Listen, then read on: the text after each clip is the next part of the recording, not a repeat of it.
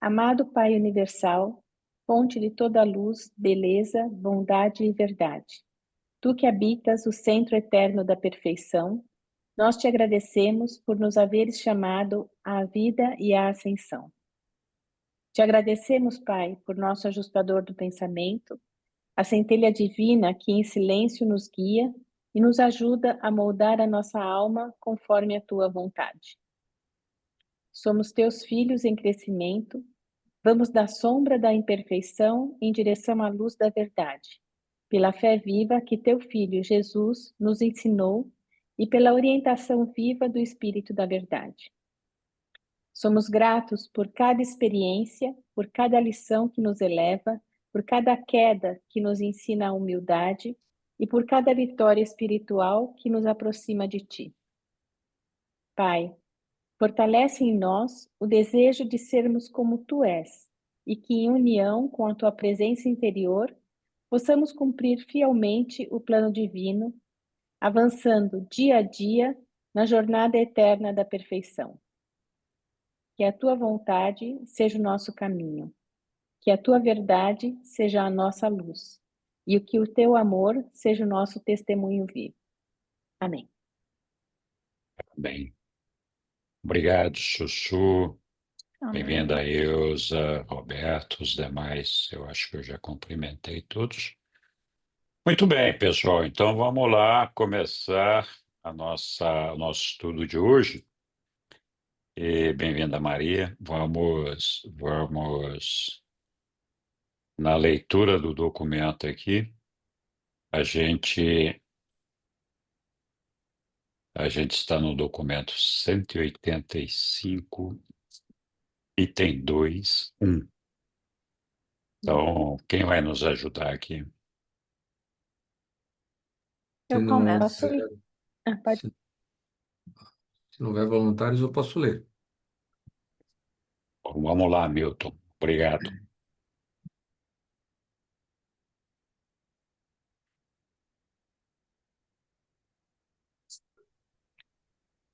Jesus apresenta-se diante de Pilatos. Quando Jesus e os seus acusadores haviam se reunido na frente da sala de julgamento de Pilatos, o governador romano saiu e, dirigindo-se a todos ali reunidos, perguntou: Que acusação trazeis contra este homem?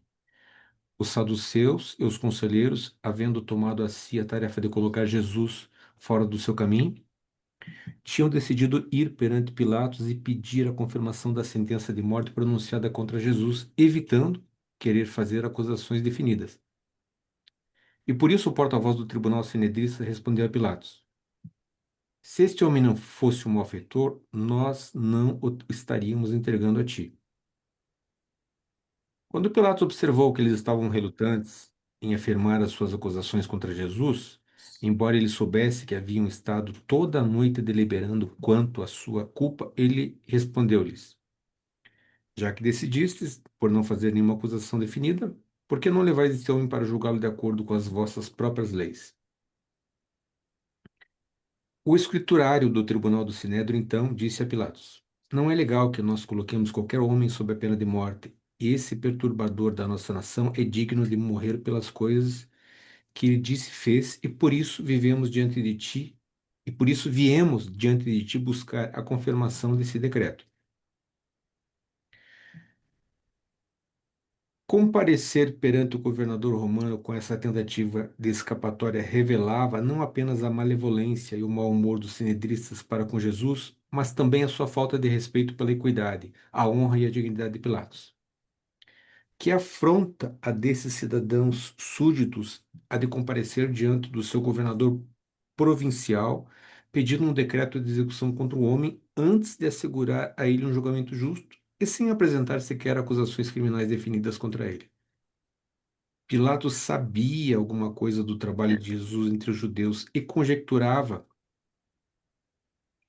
que as suas acusações possíveis contra ele tivessem a ver com violações das leis eclesiásticas dos judeus e por isso ele tentou reenviar o caso de volta ao tribunal deles próprios. Novamente, Pilatos deleitou-se de fazer com que eles confessassem publicamente que eram impotentes para pronunciar e executar a sentença de morte, ainda que fosse a um da sua própria raça e a quem eles passaram a desprezar com ódio amargo e invejoso.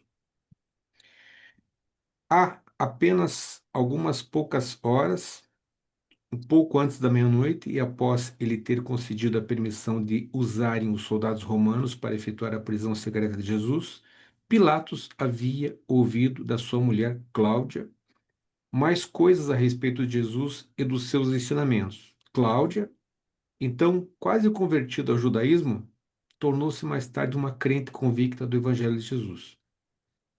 Pilatos gostaria de ter adiado essa audiência, mas percebeu que os líderes judeus se encontravam determinados a levar o caso até o fim. Ele sabia que essa manhã não apenas era de preparação da Páscoa, mas que esse dia, sendo sexta-feira, era também o dia da preparação para o sábado judeu, dia de oração e de descanso. Pilatos, sendo extremamente sensível ao modo desrespeitoso pelo qual esses judeus o haviam abordado, não estava inclinado a aceder às suas demandas para que Jesus fosse sentenciado à morte sem um julgamento.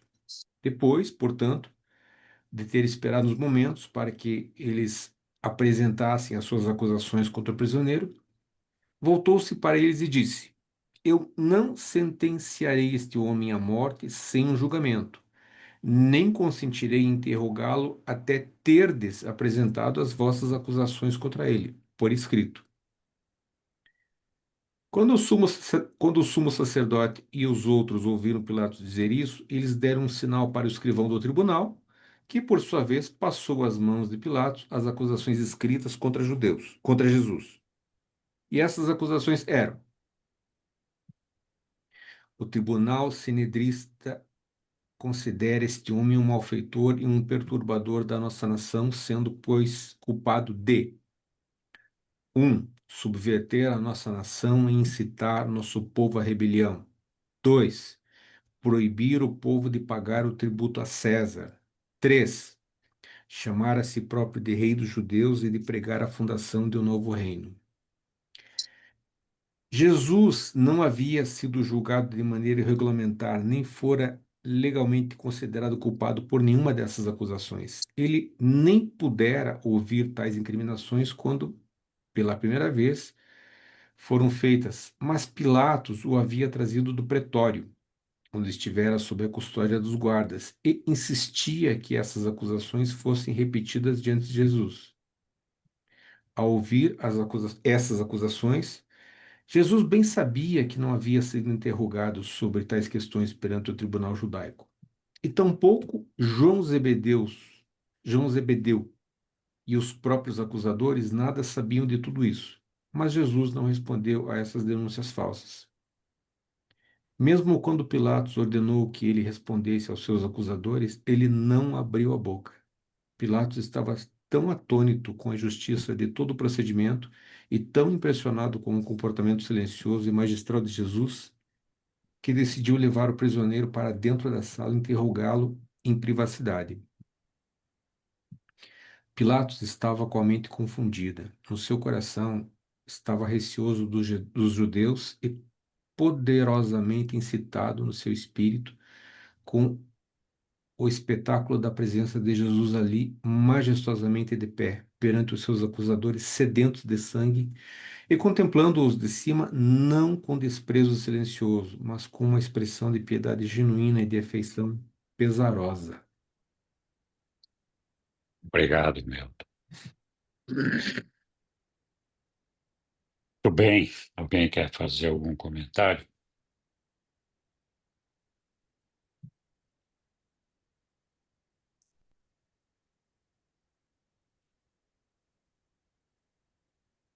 Impressionante o despreparo dos judeus aí para fazer essa simulação, né, de processo contra Jesus e a dificuldade que eles tiveram para desenvolver todo esse emaranhado de coisas que eles montaram para levar Jesus até Pilatos. Diga, Roberto. Boa noite, pessoal. Boa Olha, noite. Boa noite. eu acho, olá, eu acho que a essência do problema aí é o falso testemunho, o crime da calúnia. Isso é previsto em todos os mandamentos das 5 revelações. Não prestar um falso testemunho diante dos juízes que vão fazer julgamento. Então, Jesus é acusado de coisas, nem tinha ouvido as acusações, e vai ser julgado baseado em mentiras. Pode parecer algo pouco grave, mas eu acho que isso acontece no nosso país também. O erro da mentira, o crime da calúnia e o pecado do falso testemunho. É claro que me parece que o nosso Senhor já tinha decidido as coisas andarem como iam andando, mas eu sustento que o erro fundamental é o falso testemunho diante dos juízes que vão tomar uma decisão. É isso mesmo, Roberto. Muito bem, mais alguém quer se manifestar a respeito do processo todo?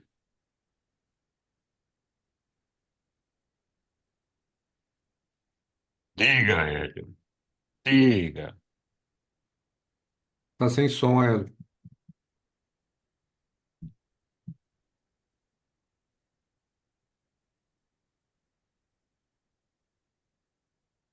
Pronto, acho que voltou, né? Sim. Sim, Bom ver, vocês viram o 185.2? É porque eu cheguei agora, não acompanhei. Sim, Ponto sim. 2. Então, podia, por favor, colocar na tela o parágrafo. o pará- Parágrafo. Estou aqui olhando em outra fonte, só um minutinho. O parágrafo o 10, por favor. 10. Lá. Então, basicamente, ali está relatado sobre a visão do Sinédrio, os motivos que eles queriam, queriam condenar Jesus. Subverter a nossa nação e incitar nosso povo à rebelião. Isso não é calúnia, de fato, Jesus teve ações tais e tantas que poderia perfeitamente ser entendida como incitação à rebelião. 2, proibir o povo de pagar o tributo a César. Também, aí sim, aí eu considero uma calúnia, porque Jesus nunca incitou o povo a se rebelar e não pagar tributo. Mas, no entanto, 3, chamar a si próprio de rei dos judeus e de pregar a fundação de um novo reino. É verdade que esse novo reino era um reino de natureza espiritual, não era um reino, não é um reino político, mas houve uma adulteração da verdade. Mas o ponto mais importante desse parágrafo todo, na minha opinião, foi a atitude de Pilatos. Pilatos é responsabilizado por boa parte do cristianismo como responsável pela morte de Jesus. E esse parágrafo aqui deixa bem claro que Pilatos não queria, porque não queria condenar Jesus, mesmo com essas acusações, mesmo sobre a pressão política do Sinédrio. Enfim, Pilatos aqui não está me parecendo uma pessoa que a gente possa dizer que, além da omissão, ele tenha sido responsável pela morte de Jesus. Provavelmente na sequência isso vai ficar mais claro. Então, por hora, eu digo apenas isso. Grato. Obrigado, Aida. Diga, Lilian. Jesus não respondeu ao Sinédrio, né? Quando eles leram as acusações. É, e por que será que ele não respondeu?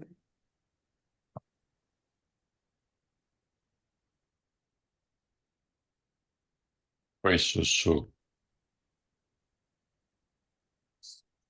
Você não vai responder para ela a pergunta?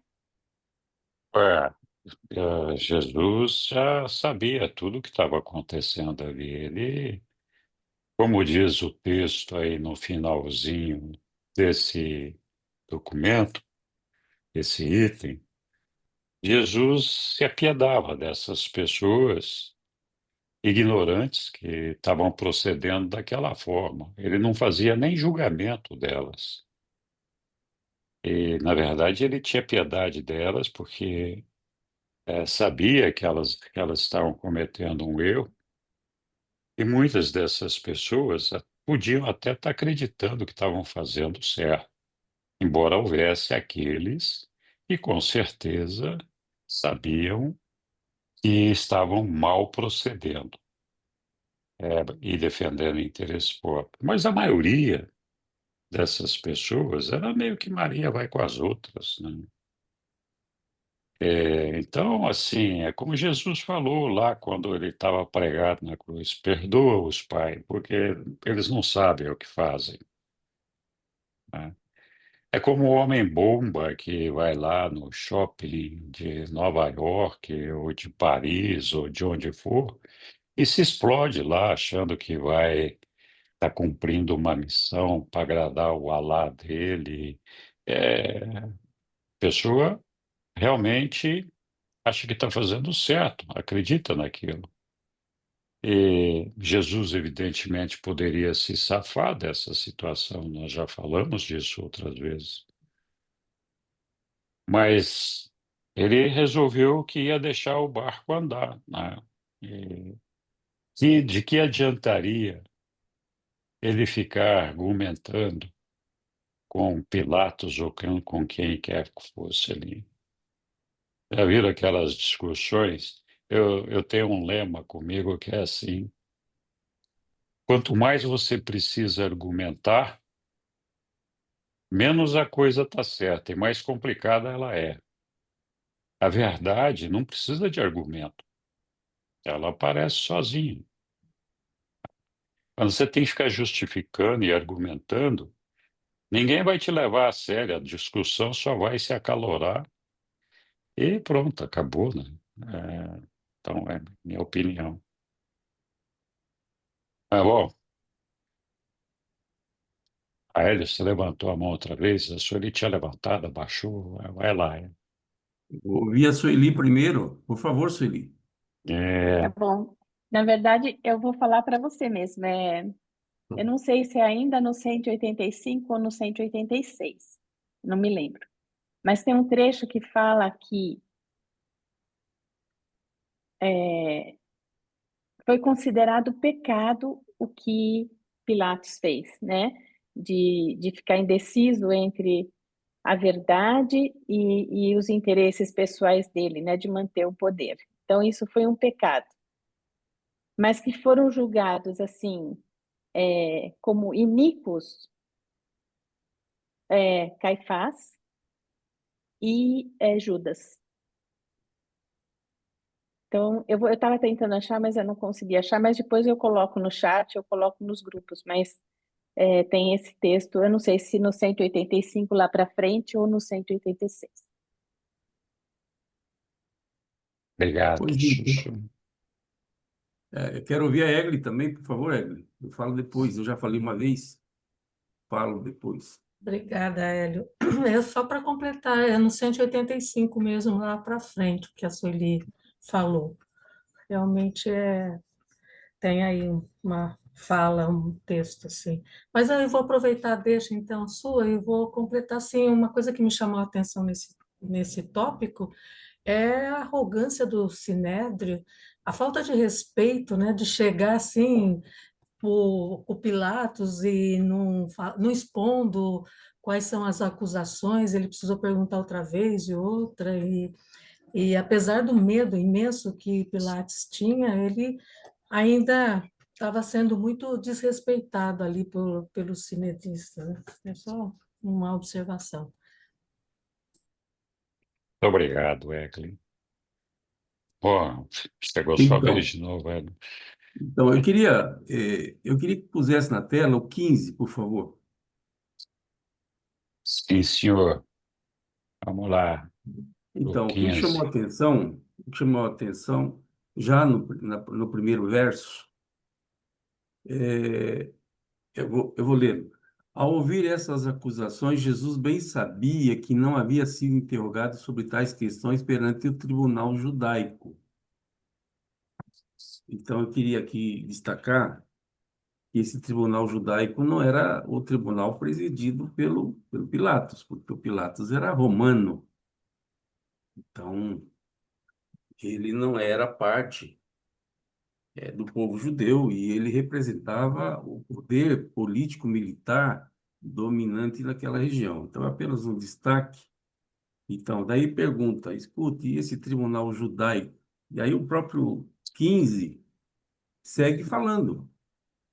Está misturado aqui, põe Pilatos como se Pilatos participasse desse tribunal, mas segue falando que Jesus não havia sido interrogado e também ele não se manifestou. Normalmente, é de se esperar que o acusado, o réu, especialmente o réu inocente, ele faça a sua autodefesa. Então, é importante destacar, sim, o silêncio de Jesus com relação à própria defesa. Aí você começa a especular. Por que ele silenciou quando a causa era justa? No sentido que ele não praticou crime nenhum, de um lado, e de outro, ele estava defendendo a si próprio. E ao fazê-lo, ele estava se permitindo ser condenado. Ainda no 15, João Zebedeu é citado, mas aí a pergunta, João Zebedeu participou, qual o papel de João Zebedeu nesse julgamento, efetivamente? Ele era apenas um participante, um curioso, observando os acontecimentos, ele tinha alguma função? Nós sabemos que não teve função nenhuma, mas enfim, só para destacar no 2, eu acho que no 3 vai ficar até melhor. Obrigado. Obrigado, Hélio. Diga, Sussuzinha. Não, só para responder. João Zebedeu, o soldado romano designou João Zebedeu, permitiu que João Zebedeu acompanhasse Jesus durante todo o trajeto, porque era costume de Roma, né, dos romanos, que um preso tivesse alguém ao seu lado, um amigo ou um defensor ao seu lado. E esse soldado, ele proibiu que qualquer pessoa afastasse João de Jesus durante todo o julgamento. Então, desde lá da casa de Anás, depois Caifás, e durante todo o trajeto.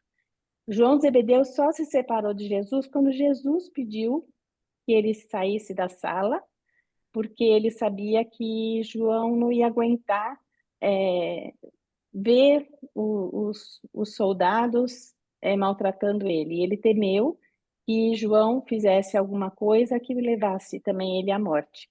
Só nesse momento João se afastou. Depois, durante todo o trajeto, durante todo o julgamento, ele ficou perto. Muito bom, Sussuzinha, muito obrigado. Oi, Hélio. Eu desperdicei a oportunidade antes de comentar sobre o pecado atribuído especificamente a Pilatos. No dicionário existem muitas definições sobre o pecado. Uma delas é pecado, descumprimento da lei, transitar ao arrepio da lei, isso é um pecado, como se fosse um crime. E em relação a Pilatos, ele não praticou esse pecado, salvo o melhor juízo. Grato.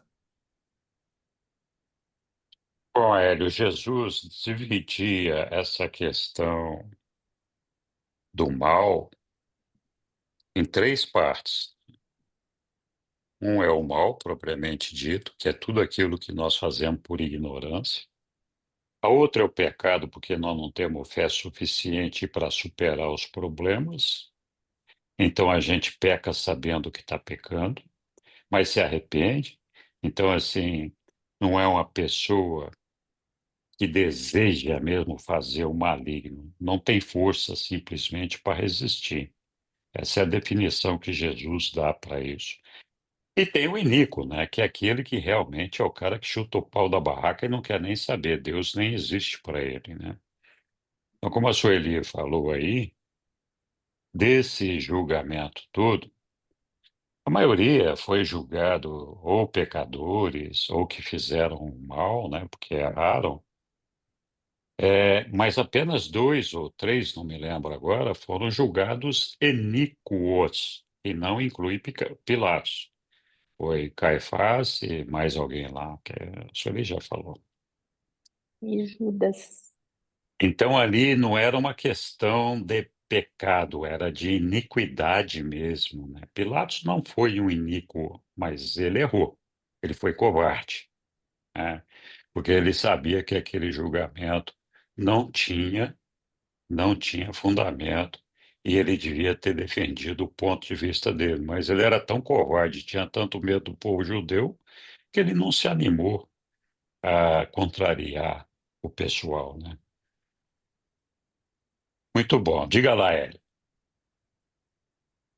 Talvez esteja precipitando um comentário, mas enfim, se estiver precipitando, eu me silencio quando for a oportunidade. No meio cristão existe sim uma controvérsia de quem realmente matou Jesus. Não no sentido de cumprir uma ordem de execução, como os soldados romanos fizeram, mas quem efetivamente matou Jesus? Foram os judeus, através da sua liderança religiosa, e através daquele povo que estava ali aplaudindo a decisão de matar Jesus, todos eles judeus, todos eles daquela nação, versus os romanos. E quando mencionar os romanos, especificamente sobre o seu governador geral, que representava o Império, Pilatos. Então, o que passa? Prevalece na cristandade o entendimento que foram os romanos que mataram Jesus. Por quê? Porque Pilatos foi omisso, ele poderia perfeitamente ter libertado Jesus segundo o seu próprio entendimento, segundo a sua própria vontade. Eu acho que eu estou me precipitando, porque a gente vai ver daqui a pouco que Pilatos ainda quis sair pela tangente, quando ofereceu aos próprios judeus, aquela populaça, escolher entre ele, Pilatos, com o poder romano, libertar Jesus ou Barrabás. Ou seja, eu acho que nós estamos, que a maior parte da cristandade está aqui, no mínimo, não sendo justo como Pilatos. Mas é só uma impressão pessoal. Grato. Obrigado, Hélio. De fato, eu não sei o que a cristandade acha, mas eu nunca entendi que Pilatos era culpado, sendo cristão, nunca entendi que Pilatos era o culpado da morte de Jesus. Quem condenou Jesus à morte foi os judeus, não foi o Pilatos. Pilatos só executou a ordem porque os judeus não tinham autoridade para executar isso sem a permissão do Pilatos. Então eles foram lá justamente para pedir autorização. Eles não poderiam executar a ordem de matar Jesus, né? Mas enfim, é como você falou, eu acho que isso ainda aparece mais para frente. E é uma questão de entendimento do que os cristãos interpretam ou não. Mas vamos lá, mais alguém quer se manifestar a respeito desse assunto? O livro de Urântia diz que foram os judeus. É. E a Bíblia também diz que foi os judeus. É, Não diz que foi é, Pilatos. e, Pilatos. aqui eu perguntei para o Cido, ele falou que o cristiano, que os católicos também acham que foram os judeus. Eu sempre fui católico antes de ser urantiano, e entendia que eram os judeus. Eu sei que Pilatos autorizou a execução da ordem, mas não foi ele que decretou a morte de Jesus, ele só autorizou a executar. Tanto Mas que vamos acho lá. que, Hum, uma das razões da perseguição dos judeus anteriormente e até agora é, né, na época ali, acho que pelos cristãos, é essa questão da morte de Jesus, mas vamos deixar isso para frente. bom. Vamos lá, então. Damos sequência na leitura aqui, se ninguém mais quiser fazer nenhum comentário a respeito. E agora vamos para o interrogatório, né, privado, feito por Pilatos, ali com Jesus, né, que ele levou Jesus para a sala. Quem vai ler para nós aqui? Eu posso ler. Vamos lá, Evelyn, muito obrigado. 3. O interrogatório privado feito por Pilatos. Pilatos levou Jesus e João Zebedeu até uma sala privada, deixando os guardas do lado de fora, na antessala. E, uma vez ali, pediu ao prisioneiro para sentar-se e, sentando-se ao seu lado, fez várias perguntas. Começou a sua conversa com Jesus, assegurando-lhe que não acreditava na primeira acusação contra ele, a de ser um pervertor da nação e um incitador de rebeliões.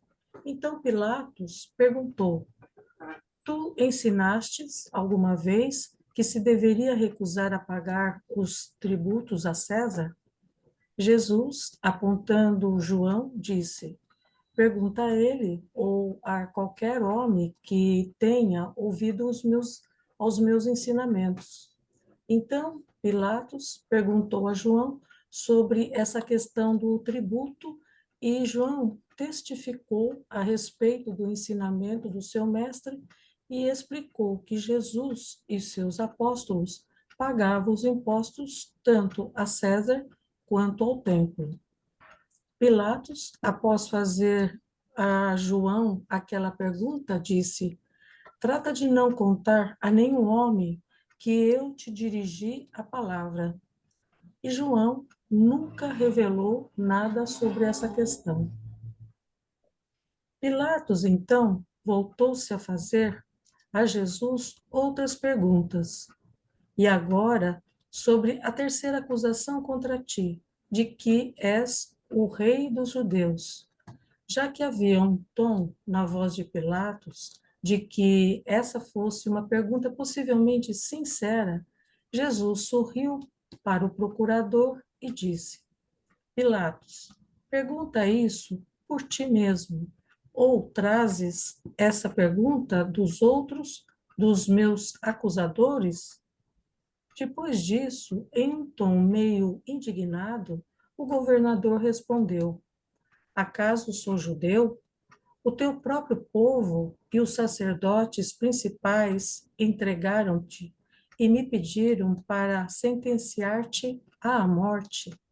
Eu questiono a validade das acusações deles e estou apenas tentando saber por mim mesmo o que fizeste. Dize-me, tu afirmaste que és o rei dos judeus e tentastes fundar um novo reino? Nisso, disse Jesus a Pilatos: Não percebes que o meu reino não é deste mundo? Se o meu reino fosse deste mundo, os meus discípulos certamente lutariam para que eu não fosse entregue nas mãos dos judeus. Na minha presença, aqui diante de ti, de mãos atadas, é suficiente para mostrar a todos os homens que o meu reino é um domínio espiritual como a fraternidade dos homens que se tornaram filhos de Deus pela fé e pelo amor. E essa salvação é para os gentios, tanto quanto para os judeus. Então, afinal, és um rei? Perguntou Pilatos, e Jesus respondeu: sim, eu sou tal rei, eu sou tal rei, e o meu reino é a família pela fé dos filhos do meu Pai que está no céu. Com esse propósito, eu nasci nesse mundo para que pudesse mostrar o Pai a todos os homens e dar testemunho da verdade de Deus. E ainda agora eu declaro a ti que todo aquele que ama a verdade ouve a minha voz. Nesse momento, Pilatos, como que meio ridicularizando e meio com sinceridade, disse: verdade? O que é verdade? Quem sabe?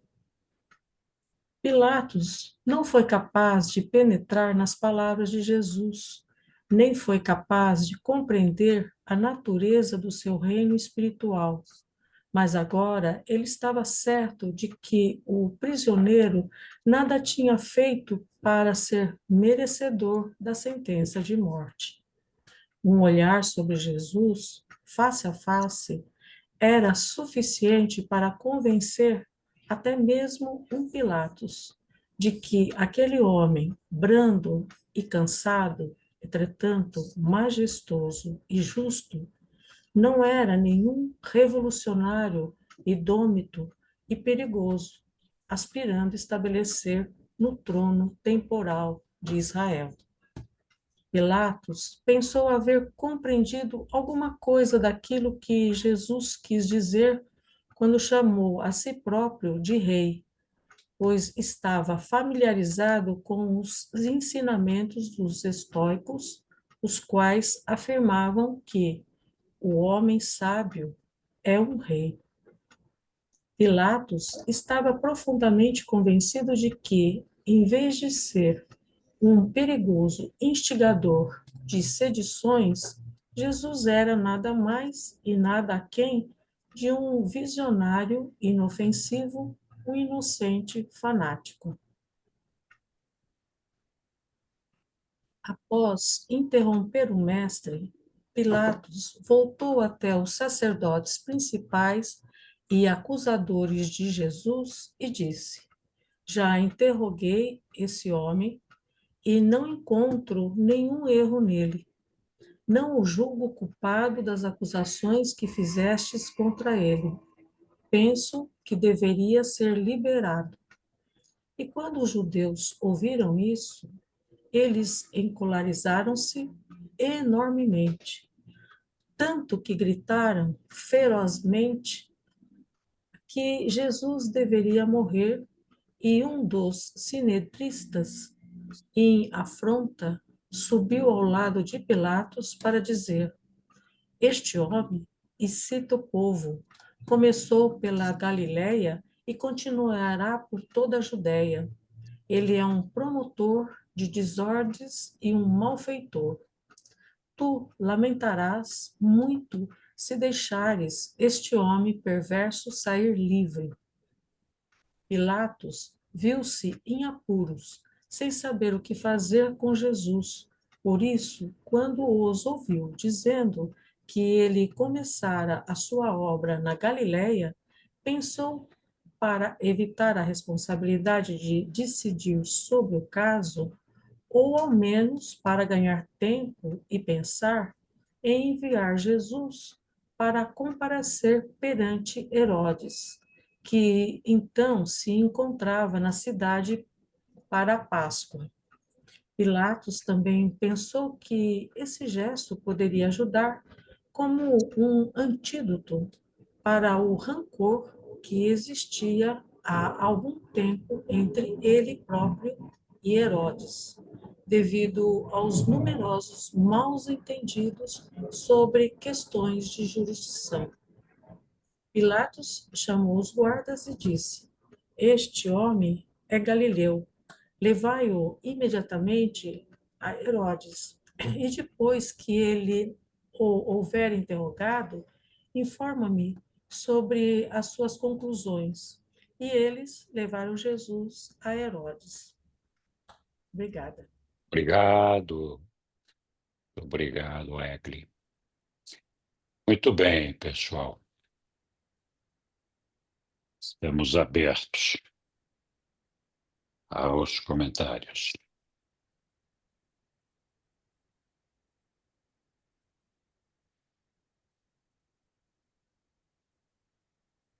Ninguém?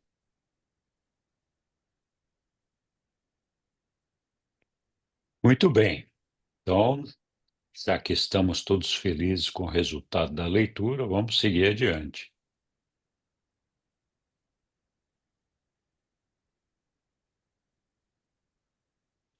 Siga, Hélio.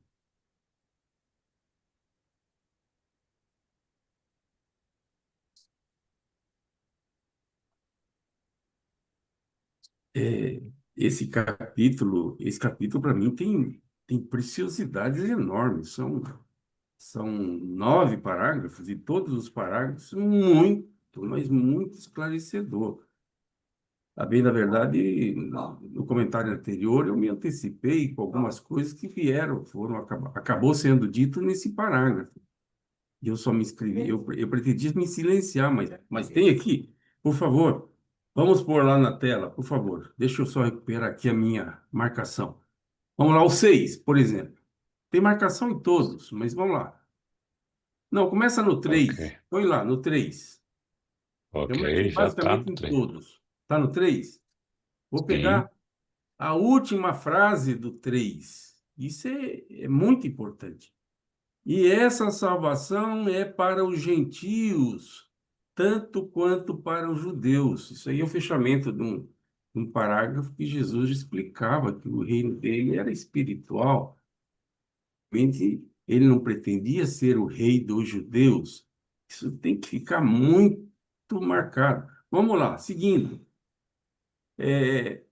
No 6, eu marquei várias partes do parágrafo, mas eu quero destacar o último verso, a última frase. Já está lá, não?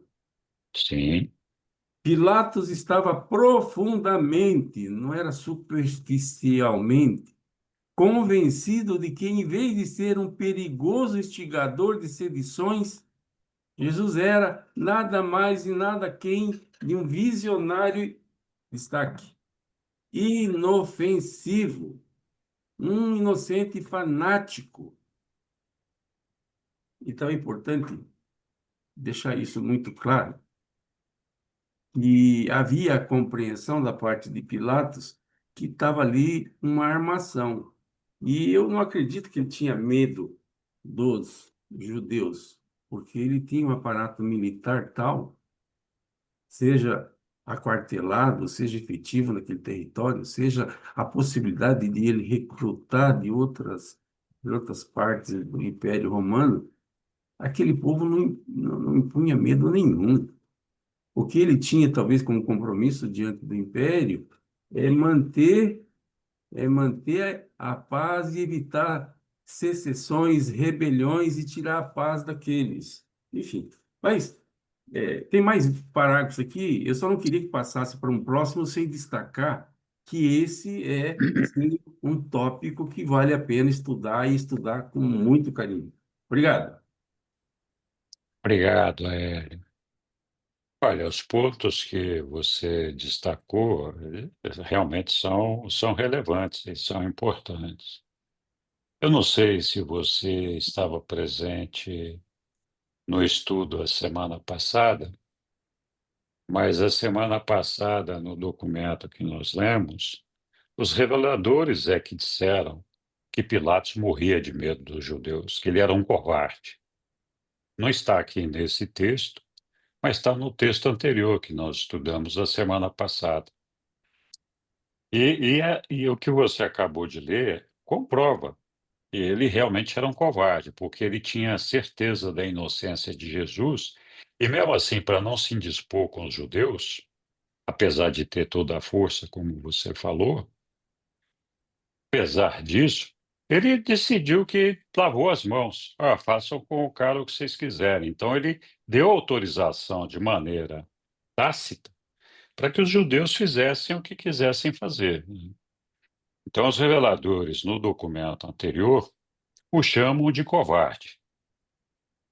Então, a minha sugestão, não sei se você estava aí a semana passada, é que volte lá para o documento anterior e veja lá o que os reveladores falam a respeito disso, né? Diga, Hélio. A bem da verdade, eu já conheço, eu não estava na reunião, mas eu já conheço o documento perfeitamente. E isso é um juízo de valor meu, e eu não concordo com tudo que os reveladores dizem. Isso não quer dizer que os reveladores estão errados e eu estou certo, mas é simplesmente, eu estou escrevendo, inclusive, em algum momento eu vou publicar textos contraditórios que parece que os reveladores entre si, parece que os reveladores entre si não estão 100% alinhados. Mas, enfim, eu acho que a palavra covarde, se buscar no dicionário, ela vai descaracterizar em parte o que fez o Pilatos. Ele pode ter sido um político, e o político, de um modo geral, ele faz negociatas, faz transações tais que está longe da covardia. Ele é mais com outro, tem outro adjetivo mais adequado. É o da conveniência, é o do conforto. Então, o que houve omissão, não há contradição com relação a isso. Mas isso, essa omissão, no meu entendimento, não é covardia. É conveniência, é negociações, é interesses, todos condenáveis, certamente. Mas não foi covardia. No meu entendimento, é claro. Obrigado. Obrigado, Hélio. Tá bom. Então, seguimos adiante aqui na leitura do documento aqui. Vamos lá.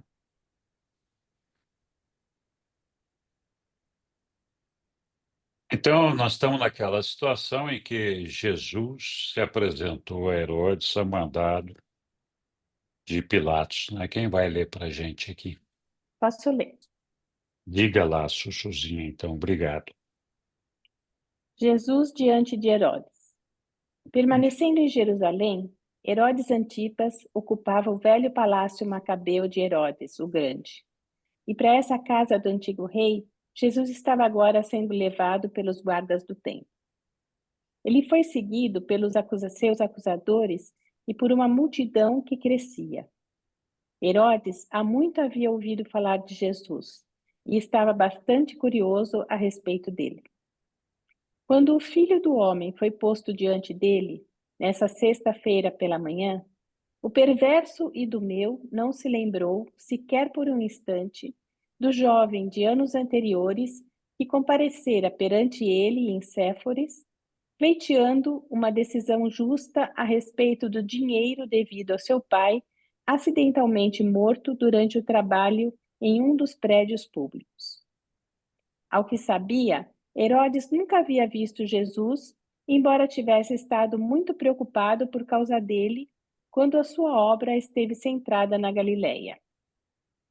Agora que se encontrava sob a custódia de Pilatos e dos judeanos, Herodes estava desejoso de vê-lo, sentindo-se seguro contra qualquer problema com ele no futuro. Herodes tinha ouvido muita coisa sobre os milagres operados por Jesus e realmente esperava vê-lo fazer alguma coisa prodigiosa. Quando trouxeram Jesus diante de Herodes, o tetrarca ficou assombrado com a sua aparência imponente e com a serenidade do seu semblante. Durante uns 15 minutos, Herodes fez perguntas a Jesus, mas o mestre não respondeu. Herodes escarneceu dele, desafiando-o a fazer um milagre. Mas Jesus nada responderia às suas muitas inquirições, nem reagiria aos seus sarcasmos. Então Herodes voltou-se para os sacerdotes principais e para os saduceus, e, escutando as acusações dele, ouviu a tudo que Pilatos havia escutado e mais, a respeito das supostas maldades feitas pelo Filho do Homem. Finalmente, estando convencido de que Jesus não iria falar com ele, nem operar nenhum prodígio, Herodes, após tentar ridicularizá-lo por um certo tempo, colocou sobre ele um antigo manto real de cor púrpura e o enviou de volta a Pilatos. Herodes sabia que a jurisdição sobre Jesus na Judéia não era dele. Embora estivesse contente de crer que finalmente se veria livre de Jesus na Galiléia, estava grato pelo fato de que seria Pilatos quem teria a responsabilidade de enviá-lo à morte. Herodes nunca tinha se recuperado completamente do medo que o amaldiçoava, em consequência de haver matado João Batista. Algumas vezes, Herodes havia até mesmo temido que Jesus pudesse ser João Batista ressuscitado dos mortos. Agora, ele sentia-se aliviado desse medo, pois pôde observar que Jesus era um tipo de pessoa bem diferente do profeta feroz e franco que ousou denunciar e expor a sua vida privada. Obrigado, Suzinha. Tudo bem. Alguém quer fazer algum comentário a respeito?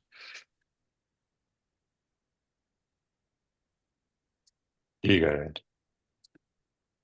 Então, eu fiz algumas marcações aqui, mas não vou comentar sobre todas elas. Podia pôr o primeiro parágrafo? Sim, claro. Posso sim. Tá bom. Permanecendo, eu vou ler o primeiro verso, ou primeira frase. Permanecendo em Jerusalém, Herodes Antipas ocupava o velho palácio macabeu de Herodes o Grande, que era o pai dele, foi aquele mesmo que matou as crianças, que pretendendo eliminar Jesus bebê. Bom, ele estava no palco dos acontecimentos de Jerusalém ao tempo que tudo isso estava acontecendo. Ele não estava distante. Vale lembrar, como destaque, que o poder civil judeu estava na mão, poder civil estava na mão do Herodes. Existia um poder religioso, o Sinédrio, mas tinha também um poder civil. Ele era um representante de Roma, mas é um representante pela parte do povo subjugado, pela parte do povo que pagava tributos a Roma, dentro do modelo da suzerania. Bom, então, Herodes, sim, a gente vai na sequência, eu estou simplificando, entender que ele, sim, não que ele sim estava amedrontado, ele sim não queria, temia o povo judeu, em tese ele representava. Seguindo, vou pular aqui alguns aqui para não ser demasiado longo. Puxa, minha tela tinha que sair do ar agora, né? Que coisa.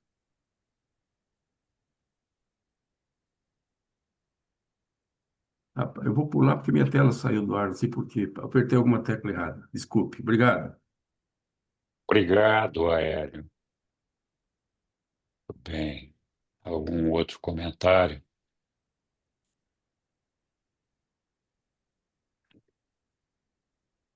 É interessante que Jesus, né, ficou calado a maior parte do tempo, tanto com Pilatos ele ainda argumentou, mas quando os sinedristas falavam com ele, ele ficava quieto, e com Herodes também ele não retrucou nada. Será que é aquela história de não jogar pérola aos porcos, né? Que Jesus sabia que não ia mudar nada se ele falasse ou não falasse, que ele não ia converter ninguém, mas isso aí mostra mais alguma coisa, mais uma vez mostra que ele ainda tinha, não sei se eu posso falar que ele tinha esperança em Pilatos, mas porque com Pilatos ele argumentou e ele falou, eu sou filho de Deus, etc, né? Então, ele deu alguma importância a Pilatos que ele não deu nenhuma aos sinedristas, muito menos a Herodes, que ele ignorou completamente. só isso que eu queria pôr. Obrigado, Chuchu. Bom, minha impressão é que ali com Pilatos, Pilatos não tentou ridicularizar ele, né? E os demais era visível que o que eles queriam era circo e ridicularizar. Então, para que ele ia se manifestar, né? Então, acho que passou por aí. Muito bem, diga lá, Hélio. Achou os negócios aí, Hélio? Rapaz, eu fiz uma bobagem grande, É, porque eu não estou conseguindo achar, eu devo ter deletado. será? Não, que coisa! Ou eu estou sendo beneficiado pela providência divina de silenciar, provavelmente poupando a mim mesmo e vocês das Acho que os bobagens reveladores sumiram que com eu seus falo o tempo documentos.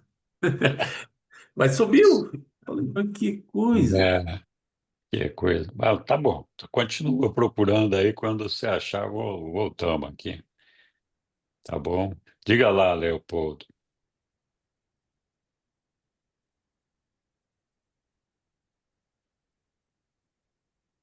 Acho que, Leopoldo, não sei se você está falando, mas seu microfone está fechado.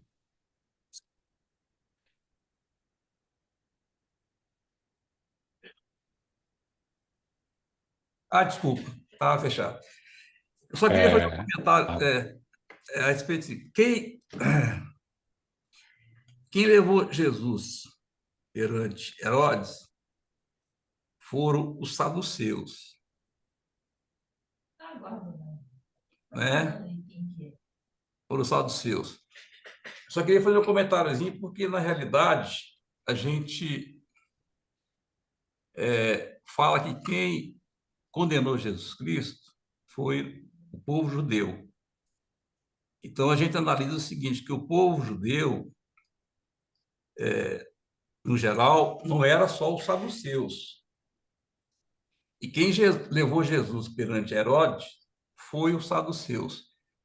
Então, a gente vai verificar que daqui para frente, nós vamos identificar realmente quem é que foi o povo judeu que condenou Jesus Cristo, não é? Vamos deixar acontecer para a gente tirar nossas próprias conclusões de quem realmente foram os assassinados, os assassinos de Jesus Cristo. Obrigado. obrigado, Leopoldo. Bem lembrado ali, os sinédrios já haviam se organizado para que só um grupo, né, dos judeus servisse para acusar Jesus. Nós já vimos isso lá no documento anterior também. Justamente. Diga lá, a Yara, perdão.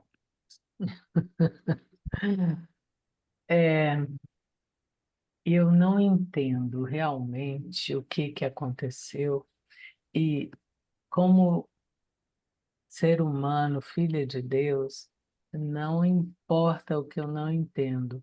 O que me importa em sentir e ter um pouco mais de receptividade para compreender é a experiência humana de Jesus diante de um mundo como aquele que se apresentava ali para ele, com tamanhas situações que estavam fora do domínio dele, porque o domínio dele era um domínio de reino espiritual. E aquele mundo que estava fora, totalmente caótico, era algo que promovia uma perplexidade para tudo quanto é lado.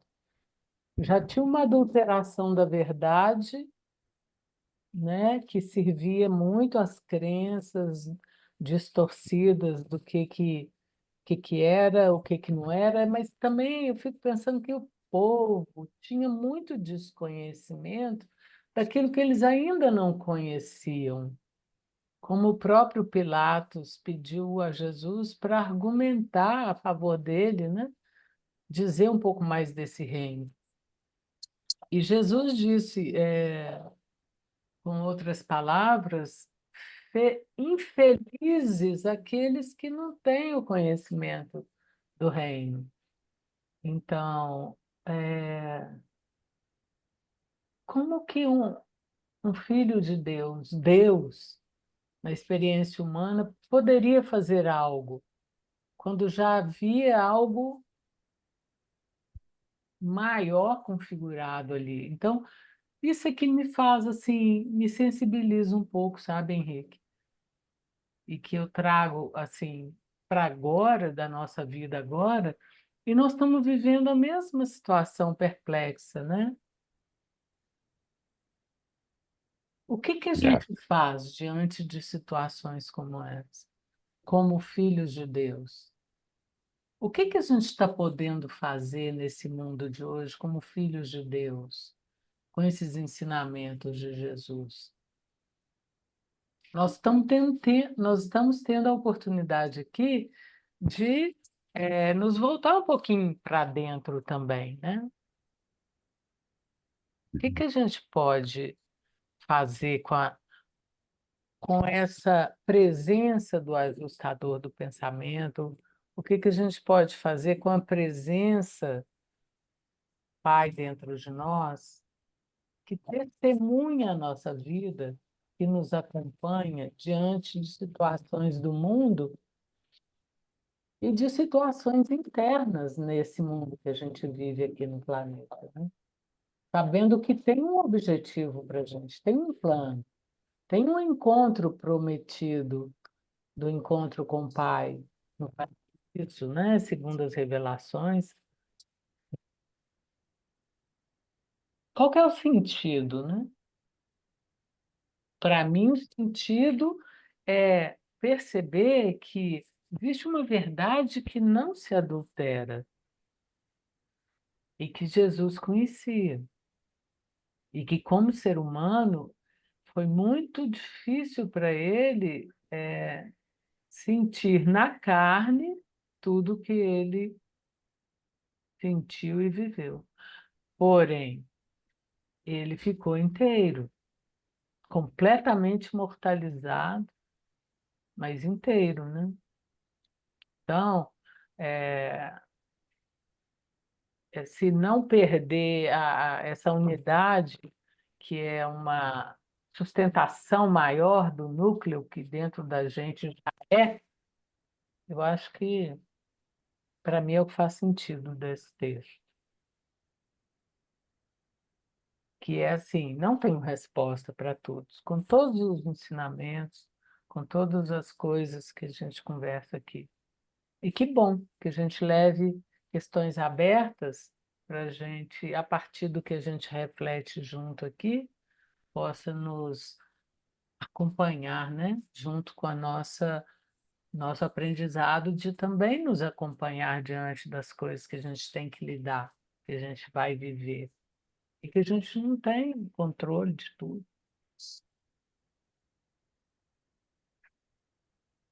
verdade. Muito bom. Tá bom, Yara. Obrigado, viu?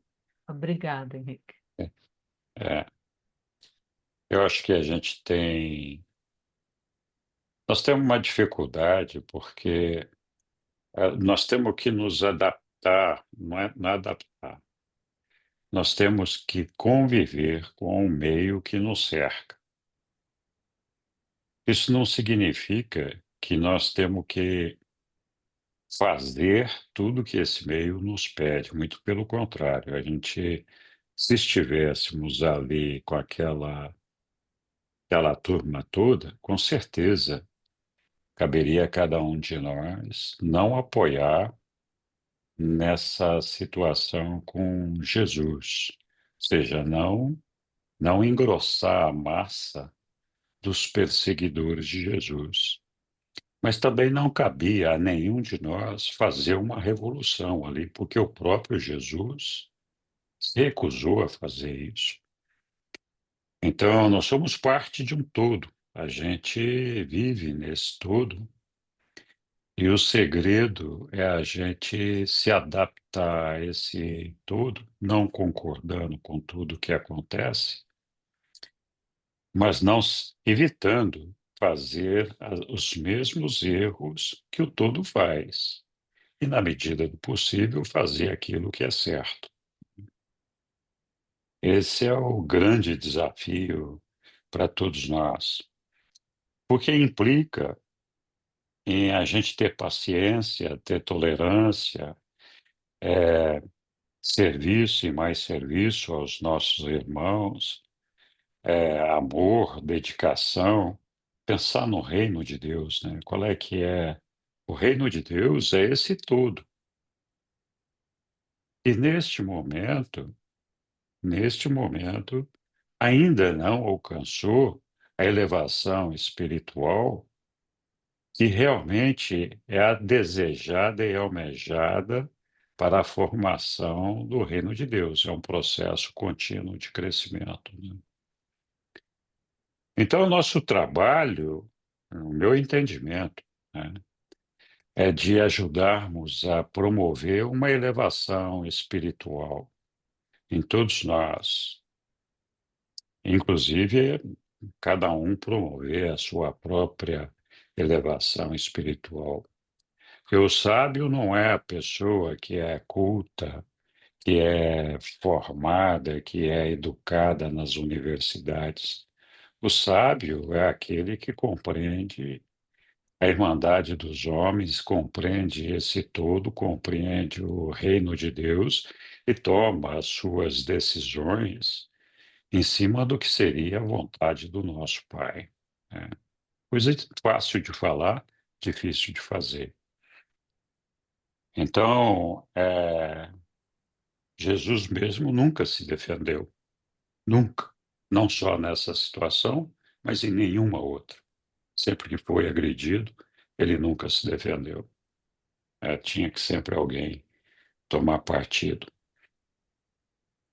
E ele também não fazia julgamento das pessoas precipitadamente, né, que nós também fazemos bastante. Então, a nossa convivência com esse todo é um desafio, porque quando você vê uma injustiça dessa, o desejo é partir para uma rebelião, uma revolta, uma luta, uma briga. E, olha, não vai levar a nada. Você pode até manifestar o seu descontentamento, mas a guerra não vai mudar essas coisas. O que vai mudar é a nossa elevação espiritual, nosso entendimento de que nós temos um Pai e que nós somos todos irmãos. O resto vão ser só lutas, brigas e mais brigas, né? Na minha opinião. Não sei o que cada um acha, mas eu não compraria uma briga dessa só para dizer eu defendi publicamente Jesus. Sim, eu faria a defesa dele, mas não fazendo a revolução, né? Muito bem, vamos lá, Hélio, diga lá. Eu sou teimoso e eu desperdiço uma boa oportunidade de ficar silente. Mas, enfim, Não já faço. desperdiça não, Hélio. Suas provocações são bem-vindas. Mas, enfim, Continue lá, tá difícil eu evoluir. Então, vou falar o que penso. Eu consegui à recuperar o vontade. documento. Eu Sim, consegui recuperar o documento. Podia pôr na tela, por favor, o verso 3. foi sim, Hélio. Vamos lá, está lá no 3 já. Mas Então, Aroz. antes Sim. de comentar sobre o verso 3, a marcação que eu fiz, Ah, eu gostaria de dizer o seguinte, que tudo que está nesse documento é de proveito para todas as gerações pós-morte de Jesus, inclusive para a nossa geração. E você acabou de fazer, você e Yara fizeram comentários relacionados ao proveito que essas experiências que nós estamos lendo aqui no conforto das nossas casas, para fazer juízo de valor, como se fosse um curso de pós-graduação, que a gente estuda cases, quer dizer, experimentos empresariais, corporativos, e a gente é, tenta tirar algum proveito o proveito próprio desse juízo de valor. hum, Aqui nesse documento não tem nenhuma convocação, segundo o meu entendimento, do que nós devemos fazer ou deixar de fazer com relação àqueles acontecimentos específicos. Não há uma convocação de engajamento. Dito isso, Vou voltar o documento. Está lá na tela, o 3? Foi o 3 que eu Ah, falei? está na tela. Foi o 3 que você falou, Meu Deus. É que 185.4.3. eu fiz tantas marcações que depois eu me perco nas marcações. Mas, enfim, alguém comentou, eu vou ler o primeiro parágrafo. Então, Herodes voltou-se para os sacerdotes principais e para os saduceus, destaque para os saduceus, porque houve um comentário específico sobre os saduceus. Nós já tivemos oportunidade em outras salas, mesmo aqui, desse grupo, de entender que o sinédrio era composto, sim, não apenas pelos sacerdotes, e entre eles existia uma hierarquia, como também entre leigos, que nós não podemos chamar saduceus, fariseus, escribas. E ainda que a gente estude muito sobre isso, a verdade é que a maioria não sabe a diferença entre esses grupos. No que se destacava, se diferenciava os saduceus dos fariseus? Não tinha diferença nenhuma? Tinha. E a diferença era grande. E eles não se entendiam muito bem, não. Eles entravam na porrada mesmo, entre si. Era um grupo dividido. Eu não vou aqui explicar qual seja a diferença, mas é um convite para cada um recuperar esse entendimento, entender, e recuperar essa memória. Continuando, como destaque, já que eu tinha marcado, Herodes sabia que a jurisdição, está aí no 3 também. Herodes sabia que a jurisdição sobre Jesus na Judéia não era dele. Ainda que ele estivesse na Judéia, especificamente em Jerusalém, ele sabia que ele estava lá como um visitante. Ele era um tetrarca. O que significa tetrarca? Tetrarca é um dos governantes de um território que foi dividido em 4. Eu esqueci o que eu ia falar. Então, grato pela palavra. Obrigado. É, obrigado. Muito bem. Alguém mais quer adiantar algum comentário?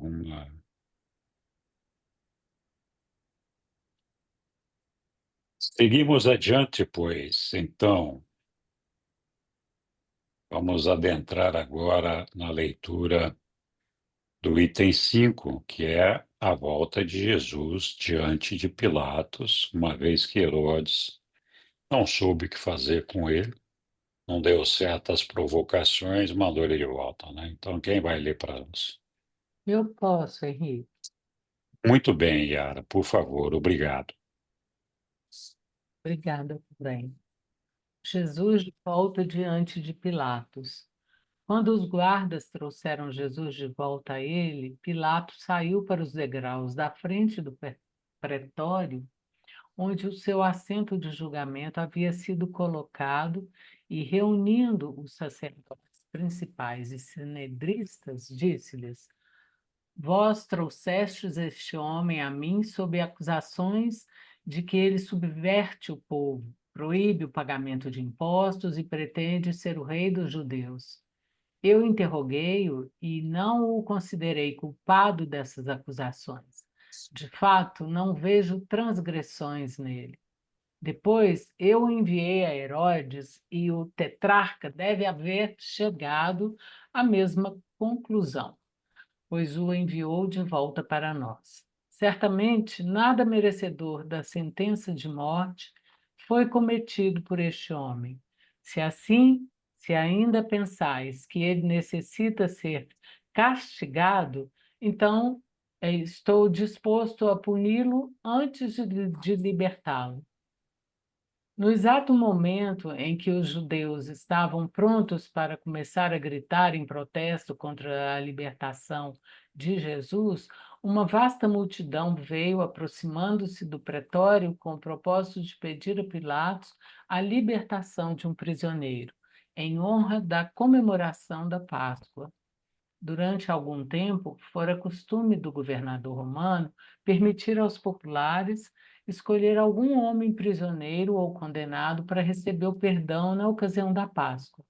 E agora que essa multidão tinha vindo diante dele para pedir-lhe a libertação de um prisioneiro, e já que Jesus havia estado tão recentemente nas boas graças das multidões, ocorreu a Pilatos que certamente poderia livrar-se da sua difícil situação com Jesus, agora como prisioneiro diante do seu assento de julgamento, propondo a essa multidão libertar para eles este homem da Galileia em sinal de boa vontade pascal.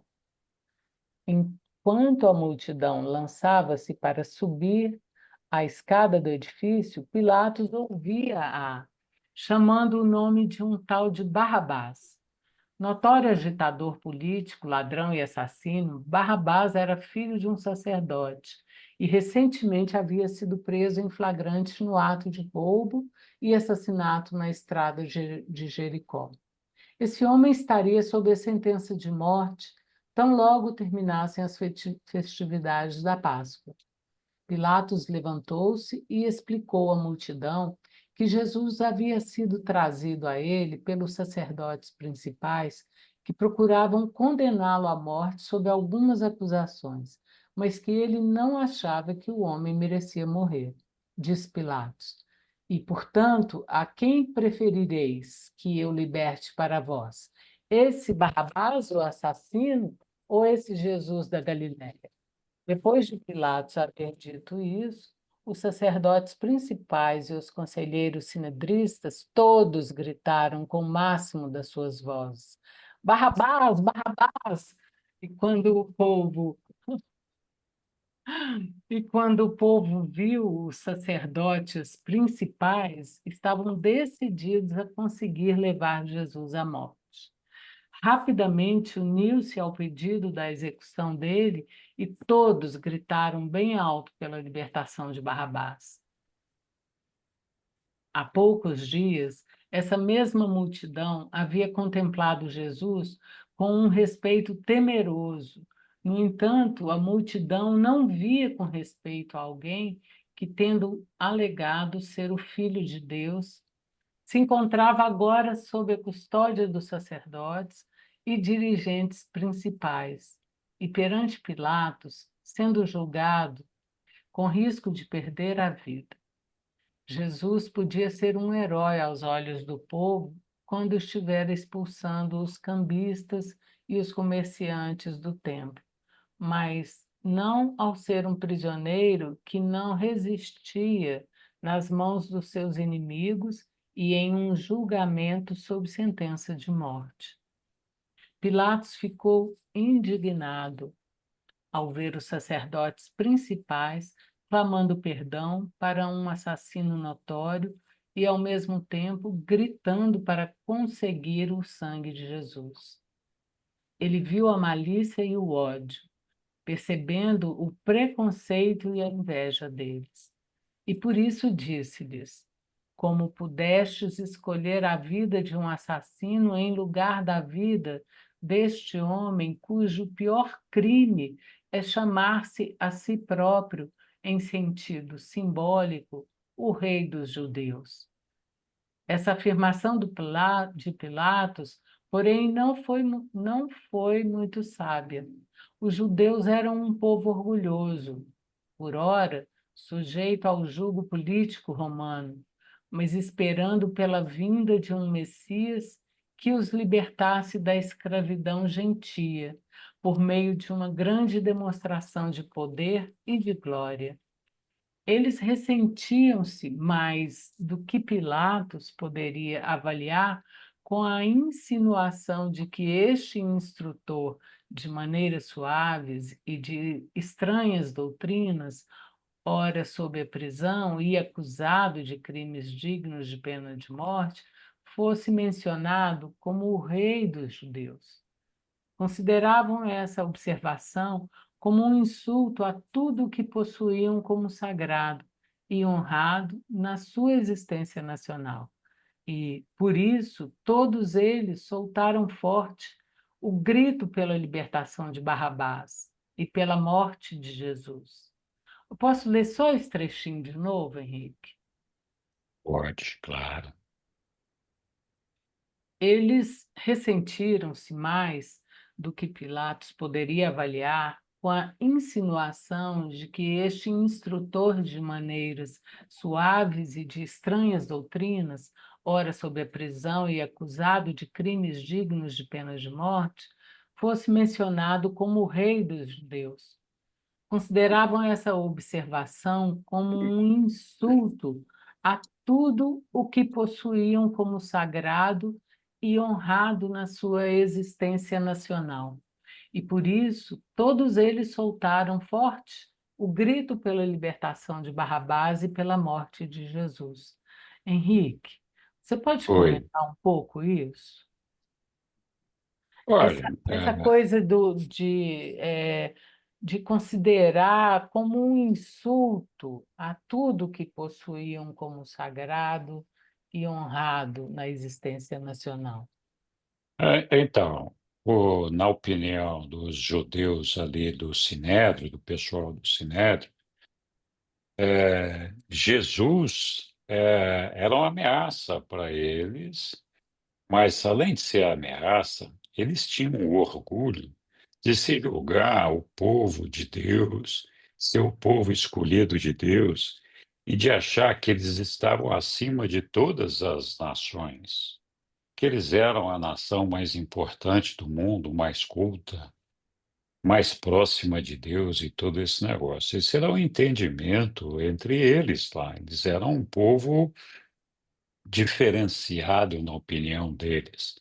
E aí dizer que um indivíduo da Galileia que se alvorava em ser é, é, rei de um reino espiritual, que fosse rei dos judeus, era uma ofensa para eles. Como assim, rei dos judeus? Esse cara não é nada, né? Nós estamos esperando aqui o Messias que vem nos salvar. Esse Messias, sim, vai ser o rei dos judeus, porque é aquele Messias que estava descrito na Bíblia como sendo o cara que iria libertar o povo judeu do jugo dos romanos, iria combater todos os inimigos, trazer prosperidade, riqueza e restabelecer, né, a honra do povo judeu. Então,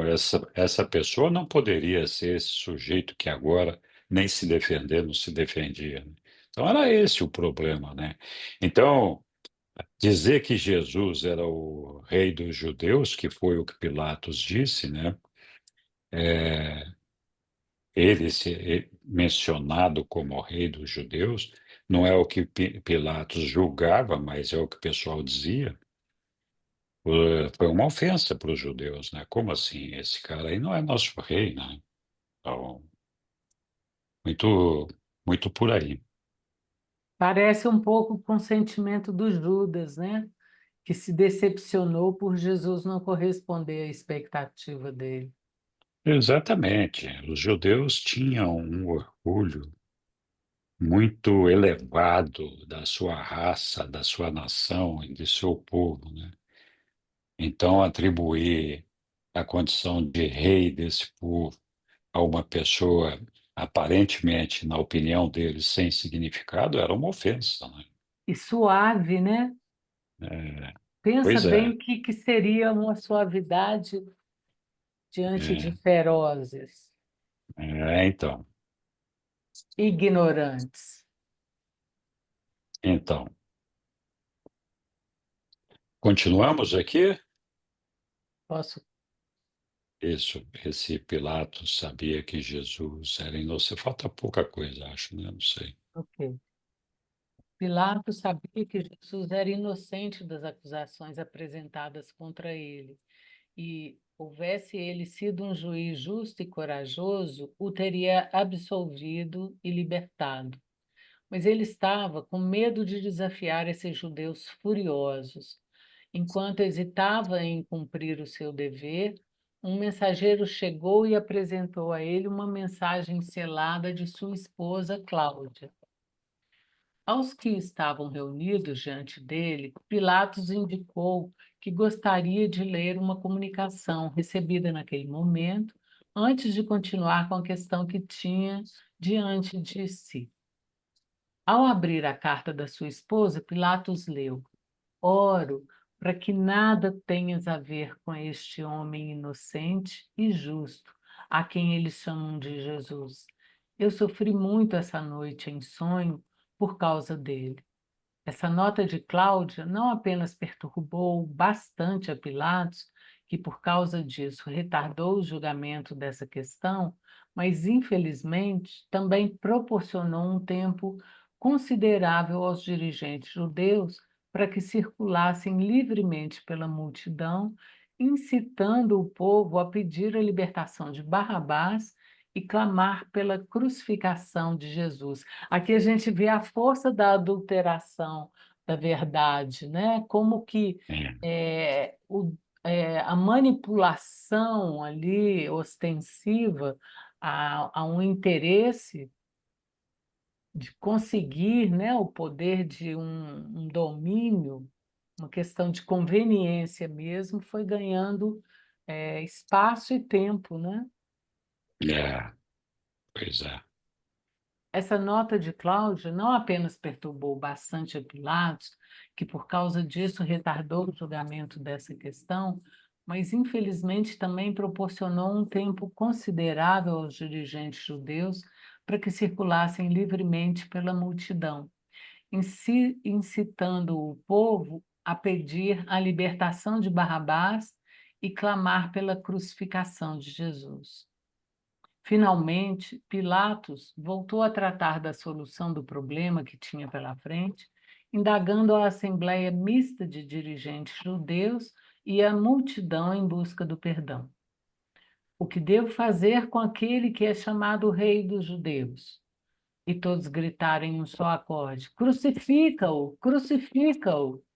A unanimidade desse pedido, feito por uma multidão com gente de todo tipo, espantou o alarmado Pilatos, um juiz injusto e assaltado pelo medo. A gente ainda não tinha falado mais desse medo, né?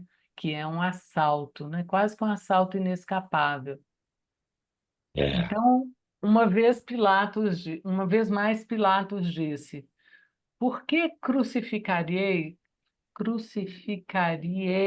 este homem? Que mal ele fez? Quem virá até aqui para testemunhar contra ele? Mas quando ouviram Pilatos falar em defesa de Jesus, apenas gritaram ainda mais e mais alto: Crucifica-o! Crucifica-o! Nossa, ler isso dá vontade de gritar assim, para sair de uma impotência calada, sabe? Assim, acho que aquele povo que estava ali com Jesus já conhecendo um pouco do reino, deve ter vivido uma impotência enorme, né, gente? Então, Pilatos apelou ainda uma outra vez, perguntando sobre a libertação de um prisioneiro na Páscoa, dizendo: Uma vez eu ainda vos pergunto, qual desses prisioneiros devo libertar para vós nessa época da vossa Páscoa? E de novo a multidão berrou: Dai-nos Barrabás. Então Pilatos disse: Se eu libertar Barrabás, o assassino, o que farei com Jesus? E, uma vez mais, a multidão esgoelou em uníssono: Crucifica-o! Crucifica-o! Pilatos estava aterrorizado com a insistência do clamor da multidão, agindo sob a liderança direta dos sacerdotes principais e dos conselheiros do Sinédrio, e decidiu, contudo, uma vez mais, ao menos, tentar apaziguar a multidão e salvar Jesus. Obrigado, Yara. Obrigada Tudo também. bem. Alguém mais? Parece que o Aélio não está mais aí, né? Pena. Muito bem. Alguém mais quer se manifestar a respeito desse documento? Eu só queria fazer uma observação assim relacionado com o que a Yara já até observou e é assim como que a multidão, né, ignorante, ela pode ser facilmente manipulada, né? Uma situação assim de o ódio parece que contagia, né? A ira e todo mundo vai proclamando assim cegamente, né? O ódio é muito cego, não consegue perceber determinada sutileza. É, essa parte aí ela é muito difícil da gente engolir a É, nossa humanidade, né? A nossa humanidade ela é muito nosso instinto animal, ele é muito forte, né? Então é difícil a gente se o efeito perceber isso. manada, né? É o Efeito efeito manada, manada. exatamente. As Maria vai com as outras, né? Então, É, assim, tem gente que nem sabe o que está falando, nem né? sabe por que está lá, nem. Mas esse povo está gritando isso aí, eu acho que está certo, vou gritar junto, né? É. A gente faz isso até hoje, não mudou nada. E uma E semana antes escolhe, eles estavam adorando Jesus lá no templo, né? Quando ele É, é, é, expulsou os cambistas. e, é, e escolhe um assassino que todo mundo já conhecia, horrível, e nossa, é demais, é chocante. Às vezes a gente não consegue nem ter palavras para definir isso, essa situação. Né? Mas eu, é, eu ouso dizer, Egli, que quanto mais imperfeito é uma multidão, mais eles querem escolher os imperfeitos, é. mais eles suportam a imperfeição, né? Porque é o que eles conhecem. É a É assim, projeção, né? É a projeção que a gente coloca para fora, né? Das nossas imperfeições, a gente não olha para dentro, vai olhar para põe para fora. É horrível isso. A gente... É horrível. exatamente. Eu li um pouquinho, deixa eu falar uma coisinha só antes da Lívia ali. Quando eu li o, Diga, Maria. quando eu li o livro pela primeira vez, quando chegou nessa coisa aqui, mas como foi difícil para ler. Mas eu levei 3 anos lendo o livro. Acho que foi quase um ano só nessa parte de Jesus. Como é, isso aqui não é entender, é aceitar. Como é difícil aceitar. Não consegue aceitar. É verdade, Maria. Desculpa, Lívia, eu falei, passei na sua.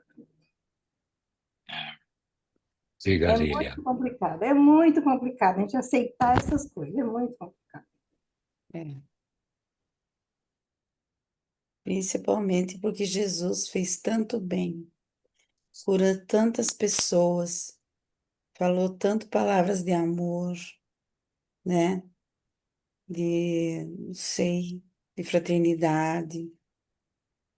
E a gente fica pensando, onde estavam tantas pessoas que admiravam Jesus, que escutaram as palavras de Jesus, que foram alimentadas, né? Tantas pessoas que Jesus amou profundamente, com o amor divino. Essas pessoas foram amadas com amor divino, né? Porque às vezes a gente ama as pessoas, Você se parou de falar, Lília. Não estou te ouvindo mais. é, Não sei Eu o que tô, houve aí, mas não eu está tô. saindo sua voz aqui. Tá Eu sim, também amor. estou ouvindo. É? É. Ué, mas a vocês eu escuto, ela não sei por quê. Eita, Eita, então, por que será agora sim. que, Uhum. agora sim tá, É, por que será que, porque a gente procura fazer o bem para as pessoas e muitas vezes a gente recebe uma traição, né? Quantos de nós já não experimentou uma traição? E então eu fico pensando porque existe aquela questão, não, se você amar, você vai receber amor. Você amar, você vai receber amor. Mas não foi o que aconteceu com Jesus. Eles crucificaram, mataram Jesus. E Jesus só falou, só que ele falou a verdade, né? Lógico, ele foi contra o Sinédrio, contra os sacerdotes, contra os grandes, né, ali do povo judeu, que no caso eram ali os sacerdotes, né? Que não queriam perder o poder, que não queriam. Porque Jesus, ele falava questões assim que eram causas pétreas, né? Para os judeus, que era que Deus era pai de todos, tanto dos judeus quanto dos gentios, realmente, que ele veio instaurar um reino que a maioria não entendia, até os próprios apóstolos entendiam esse reino como, queriam entender esse reino como se fosse um reino humano, um reino político, um reino que iria salvar o povo, né? E, lógico, os sacerdotes iriam perder os seus postos de certa maneira. Então, mas o que a gente não compreende é onde estavam os discípulos de Jesus, porque Jesus tinha 70 discípulos e 12 apóstolos, mais 12 apóstolas, ou discípulas, né? Então, se fica pensando, por que que eles não estavam lá também, né? Engrossando o povo, ou então dizendo, não, não façam isso. Não sei se ficaram com medo, o quê. Outra coisa, esse sonho da esposa de Pilatos, às vezes fico pensando, será que não foi um sonho provocado, né, pelos, pelos seres intermediários, não sei, de certa maneira, ou alguém, porque Pilatos até ele se sensibilizou, né, com a mensagem da Cláudia, né?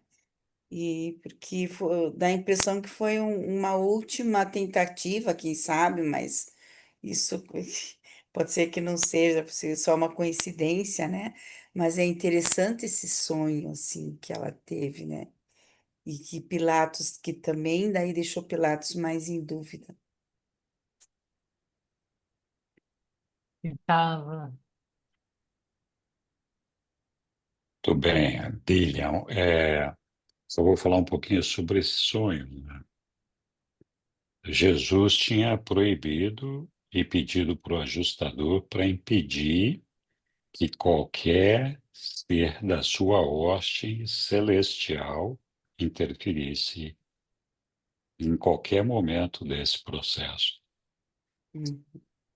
Então, É, talvez não foi só tenha uma acontecido. coincidência, né? É. Olá, Sidney. Boa noite. Só sobre aquela conversa que você estava tendo com a Yara a respeito do orgulho nacional dos judeus, né? Me Hum, parece, posso até estar enganado, mas eu acho que eles estão esperando o Messias até hoje, né? E o Messias não veio. Então, o Estão Messias esperando não ainda veio. a nacionalidade deles, que nunca chega. Verdade. Oi, Sussu. Oi. Não, respondendo a Lilian. Jesus tinha pedido que os apóstolos não fossem com ele, né, se afastassem dele e se protegessem, porque eles tinham que continuar a obra mesmo depois da morte de Jesus. Jesus já sabia que ele ia morrer, ele falava o tempo todo que ele ia morrer, que ele ia voltar para o Pai, e ele falou que vocês têm que se proteger, vocês têm que ficar à parte disso, porque vocês têm que continuar a revelação do reino, né? Vocês têm que disseminar o reino de Deus. Então, por isso que eles não estavam ali. Só estava ali João Batista. Zebedeu, né? O João Zebedeu, que foi o que ele pediu para É. ficar junto dele, O né? João, isso. Isso. E depois, Ruth, Maria e Judá, etc. As mulheres, elas ficaram, se eu não me engano, na casa lá em Betsaida, também aguardando os acontecimentos, que foi a ordem que eles receberam, né? Ah, Então, tá. por isso que não tinha nenhum deles lá. E os discípulos também? E os discípulos também, Ah, todos estavam se preservando. tá. Obrigada. Acho que é uns 3 documentos antes, sei lá, alguma coisa assim. Lá Aham, no Monte das Oliveiras, acho que fala disso. aham. Isso. Muito bem. Tem mais gente com a mão levantada aí que acho que baixou, né? Deixa Era eu lá, eu, Eglin. mas era para falar exatamente o que a Sueli falou. Uma coisinha, Respondendo Ah, a Lília, assim, eu ia uma falar. coisinha Sintonia. bem pequenininha assim, ó. tá Eu estava legal. lendo no livro aqui agora, eu já li quantas vezes, mas Pilatos deve ter sofrido muito para dar essa sentença para Jesus. Pilatos sabia que Jesus era inocente. Já pensou em ter que usar até que a morte? Ele deve ter sofrido muito com isso também. Ficou Muito bem. atormentado, né? Ele ficou atormentado e até se suicidou depois. Tamanho sofrimento dele. É. Verdade. Não foi fácil a vida de Pilatos aí, não, viu? Foi mesmo. Não foi fácil, mas ele tinha autoridade, viu, Maria? Se ele dissesse não vai, não vai. Ele tinha autoridade para Mas e isso. aquele povo todo em volta dele? Nada. Ele tinha toda a guarda romana servindo ele, né? Ele podia, se ele quisesse, dizer não, mas ele não teve coragem de dizer não, né? Ele Se ele teve A tivesse medo sido de um decisão juiz, foi Caifás. dele, né? É, Caifás ameaçou. tivesse sido um juiz corajoso e justo e corajoso, teria absolvido e libertado, né? Foi feito aqui. Uhum, isso. é, Mas Caifás ameaçou O povão que estava delatar Pilatos para César, né? E aí ele ia perder o poder dele. Isso foi mexendo. mais forte para ele. O medo era perder a posição que ele tinha. Exatamente. Sabe outra coisa que me chama a atenção, gente? É que essa dor é nossa e ela ainda é nossa. Depois de tanto tempo, essa dor ainda é nossa, né? Essa morte da vida, essa morte do respeito à dignidade da vida de cada ser humano, o quanto que é importante a gente se sentir digna na vida, digno, e quando isso é cortar da nossa possibilidade, né? Como uma falta de respeito numa dimensão de um povo todo, é muito. Eu não Mas ele consigo nem alcançar. continua aqui ainda, mas ele estava com medo de desafiar esses judeus furiosos. Ele, ele deve ter sofrido um monte, meu Deus do céu. é. O meu raciocínio é que também, assim, a gente pode sim, e é bom que a gente tenha compaixão, né, gente? Porque nós também precisamos de compaixão com as nossas imperfeições, do que a gente ainda está vivendo. Então, eu acho que o que a Maria fala me chama para uma compaixão. Sueli também mostra isso. Agora, nós estamos diante de situações bem atuais, bem parecidas, né? Ele estava com medo de desafiar esses judeus furiosos. Então, ele não tinha, estava num beco sem saída. O que eu faço? E nós, o que que nós vamos fazer, né, gente? Pois é. Essa é a pergunta que não quer calar. E Diga, como que a Lilian. gente vai fazendo, né? O que a gente escolher fazer, como que a gente vai fazendo? Então, eu acredito que é um momento de voltarmos para esse estado mais atencioso e perceptivo, para que no nosso grão de areia, grão de mostarda, a gente possa sair desse congelamento que essa situação às vezes nos deixa, né? Paralisados, mas que a gente possa ver nas nossas pequenas escolhas a liberdade de perceber o reino se desenvolvendo com dignidade dentro de nós.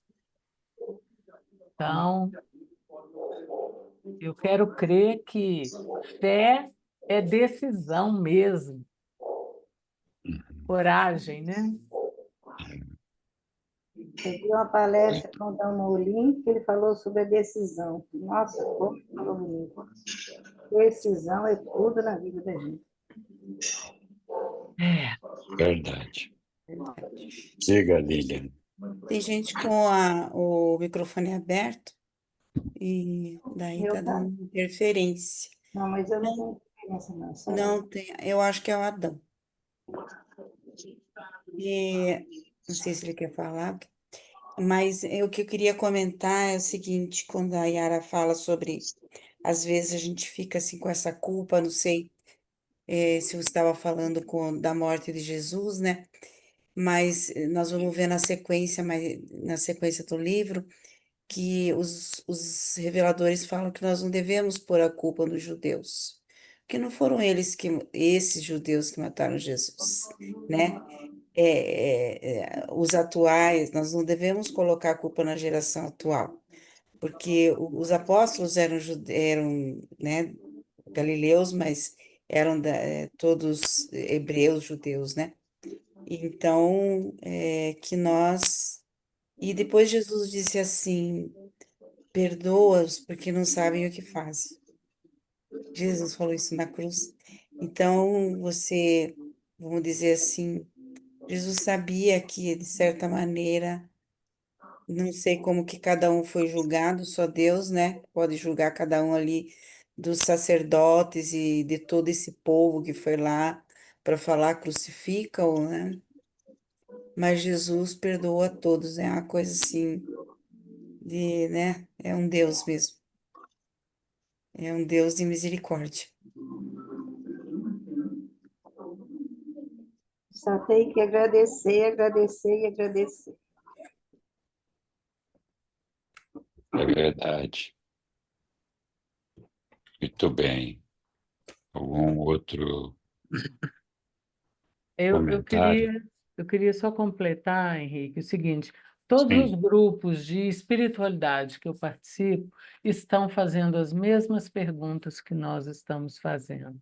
E eu percebo que o livro de Urântia está dando um passo à frente, trazendo conhecimentos que nos despertam a expansão da consciência, a capacidade de refletirmos mais profundamente, para que a nossa atitude, onde quer que a gente esteja, sejam atitudes conscientes, que a gente possa percebermos mais como parte desse todo. Porque eu acredito que isso possa diminuir a nossa angústia de viver num mundo que atualmente tem tantas questões, né? é verdade. É verdade. É que o livro tem um modo diferente de explicar as coisas.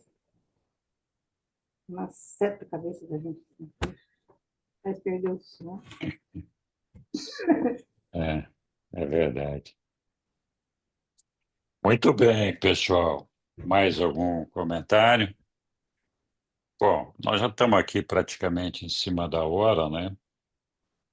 Estamos aqui já na reta final, ainda vamos ver uma tentativa de Pilatos de tentar mudar a cabeça do pessoal ali, né? Uma tentativa que a gente vai ver infrutífera. E vamos nos aproximando dos momentos finais aí. Mas ainda temos algumas semanas até chegar lá, porque a gente vai estudando com carinho, com cuidado, e demora sempre um pouquinho mais.